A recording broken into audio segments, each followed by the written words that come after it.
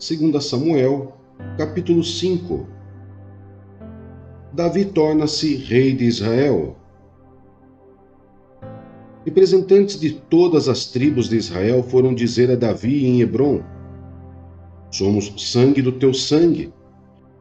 No passado, mesmo quando Saul era rei, eras tu quem liderava Israel em suas batalhas. E o Senhor te disse: você pastoreará Israel, o meu povo, e será o seu governante. Então todas as autoridades de Israel foram ao encontro do rei Davi em Hebrom. O rei fez um acordo com eles em Hebrom perante o Senhor, e eles ungiram Davi, rei de Israel. Davi tinha 30 anos de idade quando começou a reinar, e reinou durante 40 anos. Em Hebrom, reinou sobre Judá 7 anos e meio, e em Jerusalém, reinou sobre todo Israel e Judá 33 anos. A conquista de Jerusalém. O rei e seus soldados marcharam para Jerusalém para atacar os jebuseus que viviam lá. E os jebuseus disseram a Davi: você não entrará aqui. Até os cegos e os aleijados podem se defender de você. Eles achavam que Davi não conseguiria entrar, mas Davi conquistou a fortaleza de Sião, que veio a ser a cidade de Davi. Naquele dia disse Davi: quem quiser vencer os jebuseus terá que utilizar a passagem de água para chegar àqueles cegos e aleijados, inimigos de Davi. É por isso que dizem: os cegos e aleijados não entrarão no palácio. Davi passou a morar na fortaleza e chamou a cidade de Davi. Construiu defesas na parte interna da cidade desde o Milo. E ele se tornou cada vez mais poderoso, pois o Senhor, o Deus dos exércitos, estava com ele. Pouco depois, Hirão, rei de Tiro, enviou a Davi uma delegação, que trouxe toras de cedro e também carpinteiros e pedreiros, que construíram um palácio para Davi. Então Davi teve certeza de que o Senhor o confirmava como rei de Israel e que seu reino estava prosperando por amor de Israel, o seu povo. Depois de mudar-se de Hebrom para Jerusalém, Davi tomou mais concubinas e esposas, e gerou mais filhos e filhas.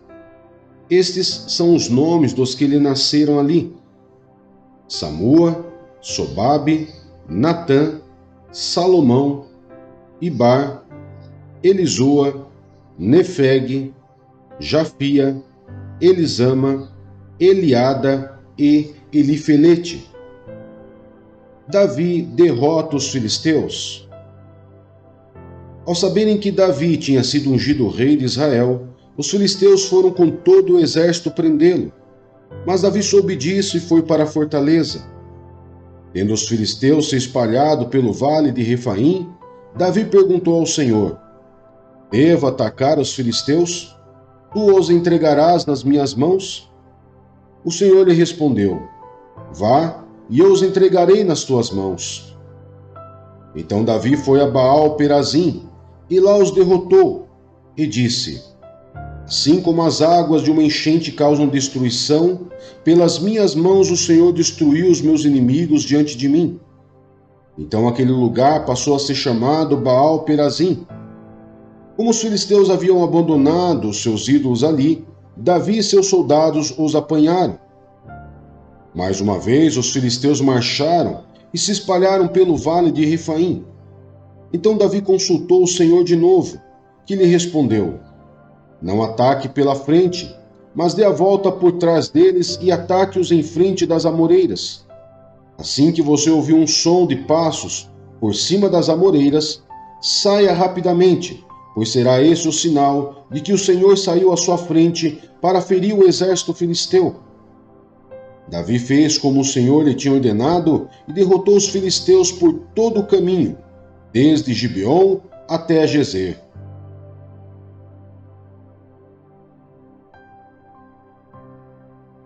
Atos, capítulo 4.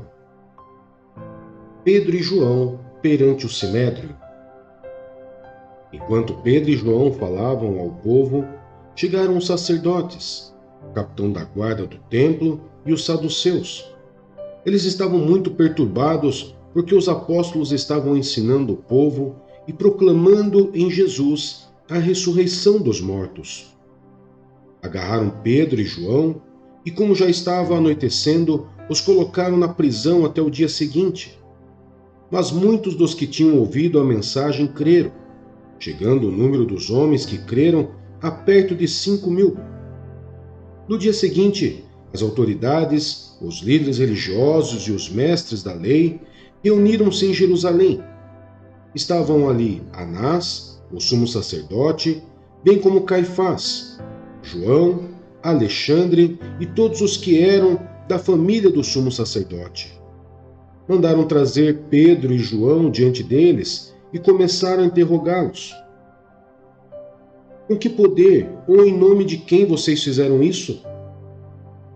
Então Pedro, cheio do Espírito Santo, disse-lhes: autoridades e líderes do povo, visto que hoje somos chamados para prestar contas de um ato de bondade em favor de um aleijado, sendo interrogado acerca de como ele foi curado, saibam os senhores e todo o povo de Israel que por meio do nome de Jesus Cristo, o Nazareno, a quem os senhores crucificaram, mas a quem Deus ressuscitou dos mortos, este homem está aí curado diante dos senhores.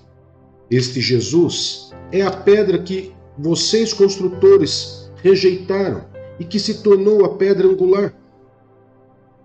Não há salvação em nenhum outro, pois debaixo do céu não há nenhum outro nome dado aos homens pelo qual devemos ser salvos.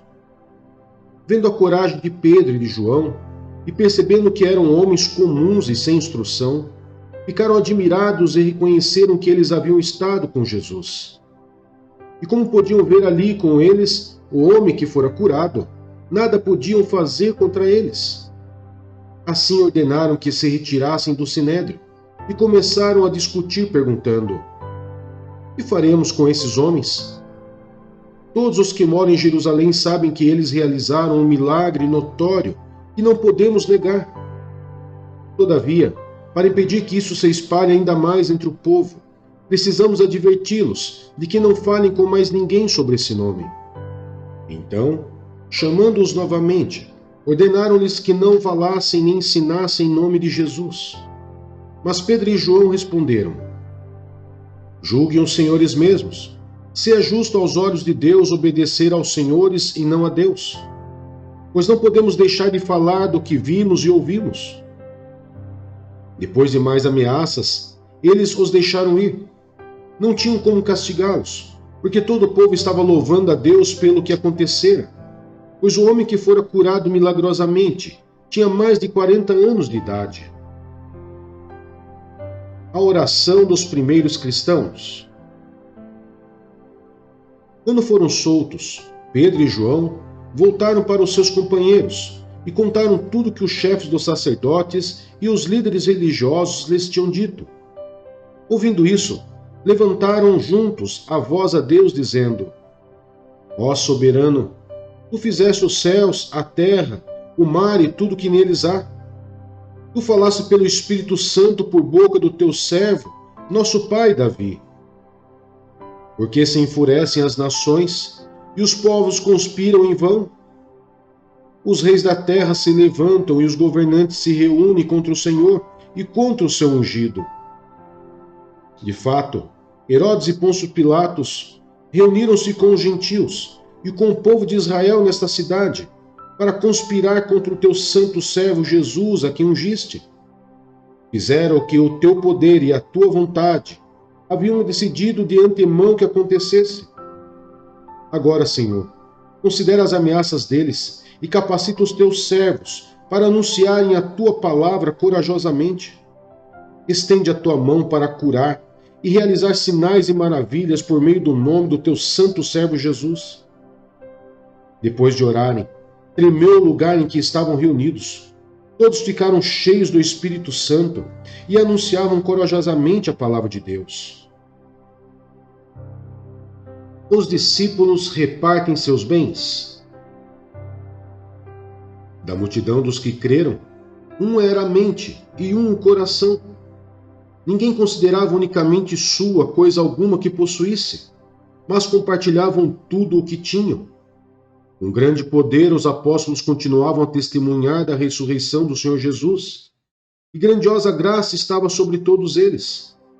Não havia pessoas necessitadas entre eles, pois os que possuíam terras ou casas as vendiam, traziam o dinheiro da venda e o colocavam aos pés dos apóstolos, que o distribuíam segundo a necessidade de cada um. José, um levita de Chipre, a quem os apóstolos deram o nome de Barnabé, que significa encorajador, vendeu um campo que possuía, trouxe o dinheiro e o colocou aos pés dos apóstolos.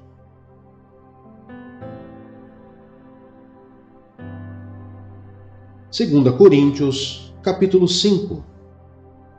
Nossa habitação celestial. Sabemos que, se for destruída a temporária habitação terrena em que vivemos, temos da parte de Deus um edifício, uma casa eterna nos céus, não construída por mãos humanas. Enquanto isso, gememos, desejando ser revestidos da nossa habitação celestial, porque estando vestidos, não seremos encontrados nus. Pois enquanto estamos nesta casa, gememos e nos angustiamos, porque não queremos ser despidos, mas revestidos da nossa habitação celestial, para que aquilo que é mortal seja absorvido pela vida.